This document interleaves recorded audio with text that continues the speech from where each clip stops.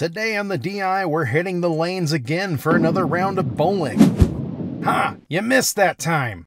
Anyways, we are... Man, they just keep gunning for me. Anyways, like I was saying, we're going to be playing Bowling version 3.0, a BBS door game by Raymond Clemens. So let's hit the lane and play 10 frames. The anti-graphics are simplistic, but everything you need is all on the main screen. The controls to play are just the spacebar to throw the ball down the lane. You have no control over the aiming. The ball moves up and down on the start of the lane, giving you 9 possible starting positions, and you press the spacebar when the ball gets to your desired aim location. There is also no hook of the ball that I can tell. So if you were lucky enough to throw the ball at the middle start position, you will get a strike. One nice feature I noticed was when you hit the bowling pins, it animates the cascade of pins falling, which is a pretty nice visual. Now, let's go over the DEyes likes and dislikes. 1. Negative. Unable to select your ball's starting position, so it's left up to luck. 2. Negative. No hook of the ball. 3.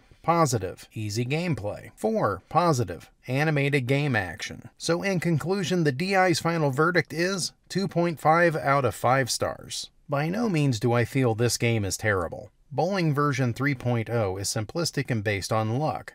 Its animated bowling details are a nice touch, and all in all, it has an arcade feel to the gameplay.